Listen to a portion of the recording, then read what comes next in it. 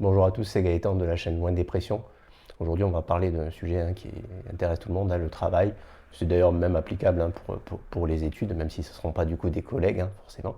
On va du coup, vous l'avez compris, parler des collègues de travail et des relations qu'on noue avec. On va voir à quel point c'est important et à quel point c'est structurant, à la fois pour notre vie professionnelle, bien sûr, mais en tant qu'hypersensible, voilà, ça a un poids, on dira, tout particulier. Mais c'est vrai que l'aspect des relations avec les collègues de travail, ça a énormément de poids dans notre vie, on ne s'en rend pas forcément compte. On s'en rend compte parce qu'on passe beaucoup de temps au travail, donc déjà ne serait-ce que par rapport à la quantité de temps passé. C'est des gens qu'on est amené à côtoyer très souvent et très longtemps, donc on a forcément envie que ça se passe bien. Puis c'est vrai que l'ambiance, un petit peu l'espèce de tonalité qu'il peut y avoir au travail, l'ambiance, leur humeur, etc. Et les relations qu'on peut nouer avec font que ça va avoir aussi une grande influence sur nous, parce qu'on a tendance à être des éponges émotionnelles, absorber un petit peu les émotions des autres. Et puis parce que très naturellement, les hypersensibles ont souvent envie que les choses se passent bien, que ce soit relativement harmonieux. Et donc l'ambiance de travail et notamment les collègues auxquels qu'on est forcément amené à rencontrer font que l'ambiance est plus ou moins bonne et que nous on se sent plus ou moins bien. C'est une réalité du monde du travail que vivent beaucoup de gens. Le monde du travail, c'est souvent une source de préoccupation et puis une source d'énormément de stimulation. Et puis, la réalité du monde du travail étant ce qu'elle est, ça ne se fait pas toujours dans des bonnes conditions. Il peut y avoir des injonctions, de la pression, des choses comme ça, de la pression de la part des managers. Voilà, le fait d'avoir des tâches multiples à faire, le fait parfois d'avoir des contraintes en termes de nombre de personnes, de ne pas être assez nombreux, etc. Et puis, vous avez des collègues forcément qui ne vont pas forcément penser la même chose que nous, qui vont être très différents de qui on est. Et donc par rapport à ça, on peut avoir des divergences d'opinion et donc malheureusement des conflits. Donc par rapport à ce dont je viens de parler, effectivement, on va être confronté à des difficultés relationnelles, pas forcément autant les personnes non hypersensibles. Alors on va être confronté à ces difficultés-là en termes de relations. Surtout que bien souvent en tant qu'hypersensible, ce qui se passe, c'est que on est attentif aux détails, à certaines choses qui nous semblent importantes, et du coup parfois on va focaliser dessus. Et du coup, ce qui va provoquer de fait des conflits avec des gens pour lesquels le point que vous soulevez n'est pas forcément important, parce qu'ils ne le voient pas, parce qu'ils préfèrent ne pas le voir aussi parfois. Donc des différences de point de vue, parce que nous, hypersensibles, parfois on perçoit assez bien les choses, ou on reste focalisé sur certaines choses, font que ça peut également créer des tensions et des difficultés avec les collègues. Parfois même, ça peut venir de nous en tant qu'hypersensible. Parce qu'on a remarqué une situation, on peut parfois aussi rentrer, se faire des films, rentrer dans des suppositions, dans des scénarios, etc. Donc là, parfois, c'est aussi à nous d'arriver à poser les questions ou à demander très clairement ce qu'il en est. Et puis essayer de partir dans des films, mais essayer vraiment de se raccrocher à la réalité, en essayant de se calmer, de respirer, etc. pour revenir à la réalité et à ce qu'on sait réellement, quoi.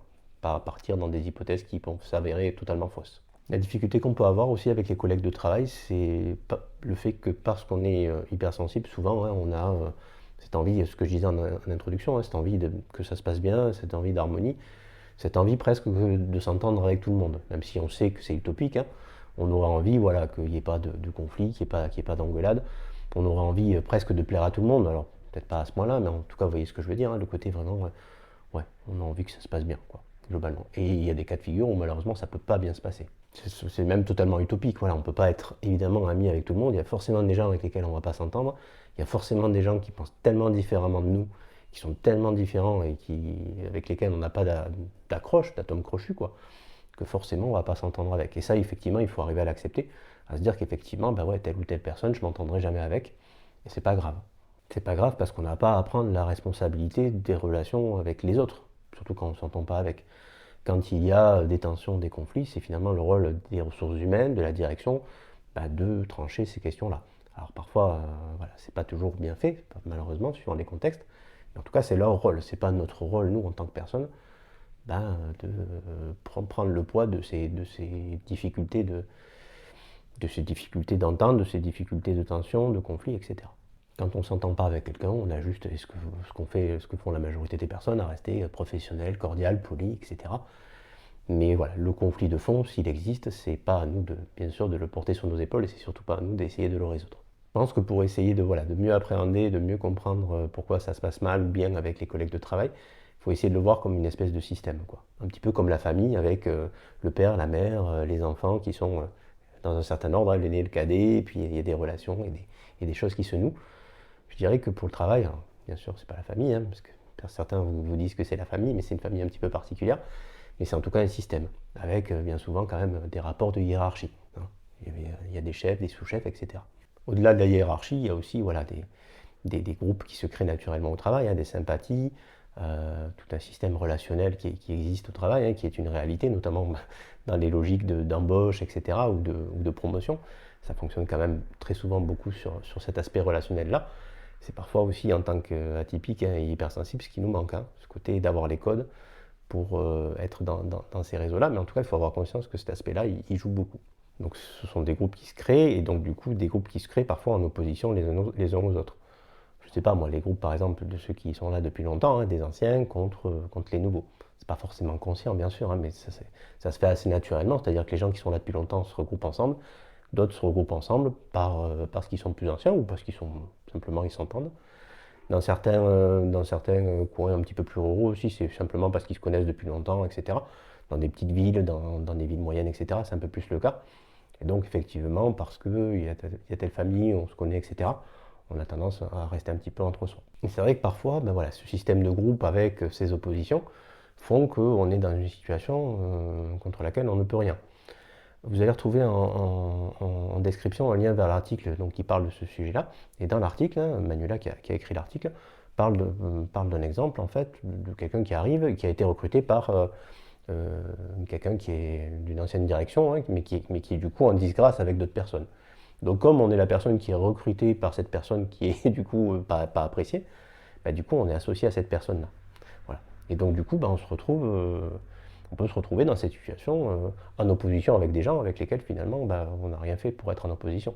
Et au-delà de cet exemple-là, bah, il arrive aussi que le fait d'être simplement soi-même et d'avoir rien fait de spécial, bah, nous a pour conséquence qu'on se retrouve en opposition avec des gens avec lesquels finalement on n'a pas spécialement d'animosité, pas spécialement de choses en particulier, parce que de leur côté, bah, ça ne leur convient pas comme ça. Donc par rapport à ça aussi, sur les collègues de travail, il y a un aspect aussi hasard et un aspect aussi sur lequel on n'a pas forcément de prise. Il faut en avoir conscience. Donc la solution dans ces cas-là, quand bien sûr il y a ça dans votre entreprise, hein, c'est de s'appuyer plutôt sur les bonnes relations que vous pourriez nouer. Dans la plupart des cas, c'est évidemment le cas. Il y a plein d'entreprises où bon, il y a des gens avec lesquels c'est très difficile et ça passe pas, mais il y a aussi des gens avec lesquels vous avez voilà, c'est une bonne relation. Alors attention, on est toujours dans un contexte pro, donc il faut essayer quand même de se protéger aussi de certaines confidences, etc. On ne sait jamais, hein, ce genre de trahison peut exister. Mais il n'empêche que quand on a un cercle autour de nous de collègues avec qui on s'entend bien et avec qui on peut avoir bah, voilà, cet aspect confiance, etc., c'est quelque chose qui donne quand même une certaine assise. J'en ai pas forcément parlé au début de la vidéo, mais on se rend compte quand même que cet aspect relation avec les autres, que ce soit avec le collègue, avec la hiérarchie, très souvent même ça conditionne le fait de rester ou partir dans d'une entreprise, hein. C'est tellement important, c'est tellement structurant que bah, finalement quand on est dans des contextes avec des collègues de travail où finalement ça se passe super bien, malgré le fait que le boulot bah, nous semble parfois pénible, difficile, etc., c'est parfois même la seule justification qui permet de rester. À l'inverse, quand ça se passe vraiment très mal alors que le boulot pourrait nous plaire, hein, dans l'absolu, c'est presque un motif qui peut nous pousser à partir d'une entreprise, à la quitter, à chercher ailleurs. C'est d'autant plus vrai, ce dont je parle là, hein, pour des hypersensibles, dont justement cet aspect-là d'être avec les autres est tellement important que ça prend presque le pas sur tout le reste. Puis concernant les collègues de travail, hein, comme je dirais dans la vie personnelle, vous avez sans doute entendu cette expression de pervers narcissique, de choses comme ça, qui est parfois utilisée d'ailleurs pas forcément dans les bons contextes, même si le phénomène existe, bien entendu. Sachez que ce genre de personnes-là, manipulatrices, etc., ben, on peut la retrouver aussi dans des contextes pro. Et face à ces personnes-là, ben, effectivement, on se retrouve forcément un petit peu démuni face à ça. Donc de la même façon que peuvent procéder des personnes manipulatrices ou voire pervers narcissiques, hein, dont je parlais à l'instant, c'est des personnes aussi voilà, qui parviennent à développer un certain masque social, se paraître sympathique, compétent aux yeux des autres, pour finalement derrière ben, attaquer certaines personnes pour leurs propres intérêts, etc. Donc, ce genre de personnes-là, malveillantes, ben, existent réellement. Face à ça, effectivement, ben, l'intérêt c'est de s'appuyer sur les personnes de confiance dont je parlais tout à l'heure, de ne pas hésiter bien sûr, hein, s'il y a des cas de harcèlement, etc., à solliciter ben, les délégués du personnel, la médecine du travail, etc., de faire le nécessaire en tout cas pour que tout cela cesse. Pour les cas dont je viens de parler, hein, de personnes malveillantes, de harcèlement, etc., n'hésitez pas de toute façon hein, à lister les preuves, à garder les mails, à garder les écrits. Passez uniquement par les écrits pour ces personnes-là dont vous savez que la parole ne tient pas. Passez uniquement par des mails, des écrits, même si c'est fatigant, gardez tout. Et puis effectivement, à ce moment-là, auprès des délégués du personnel, auprès de médecine du travail, auprès d'un syndicat, auprès de la démarche du coup, qui sera du coup adéquate à ce moment-là, ben voilà, vous aurez de la matière et de quoi vous défendre par rapport à ça, mais c'est important que vous ayez de quoi. Et effectivement, quand vous êtes dans ces situations-là qui sont vraiment extrêmes, à partir du moment où la personne elle est encore présente et tout ça, là, ça sera pour vous nécessaire d'aller effectivement faire un autre travail ailleurs, parce qu'effectivement, là, vous êtes dans un contexte où vous pourrez de toute façon pas vous épanouir. Bon, heureusement, ce dont je parle, c'est pas non plus totalement systématique, mais c'est vrai que cette malveillance, on ne va pas faire comme si elle n'existait pas. C'est une réalité aussi du monde du travail comme du monde personnel. On le voit, du coup, les relations avec les collègues de travail, c'est quelque chose d'assez complexe. Quand ça se passe bien, je pense qu'il faut profiter, il n'y a pas de souci. Quand ça se passe mal, il faut accepter aussi que certaines ne nous aimeront pas. Et puis, par contre, sur des cas graves de malveillance ou d'harcèlement, là, par contre, il ne faut pas se laisser faire.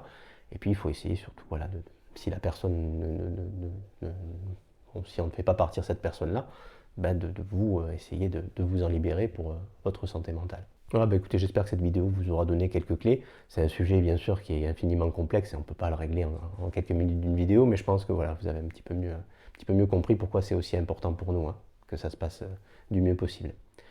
Si la vidéo vous a plu, n'hésitez pas à laisser un j'aime, à la partager sur les réseaux sociaux si vous pensez que ça peut aider d'autres personnes, et puis à vous abonner à la chaîne si vous voulez voir les prochaines. Vous avez même une petite cloche à côté du bouton s'abonner pour recevoir les notifications des prochaines vidéos. Merci beaucoup et bonne journée.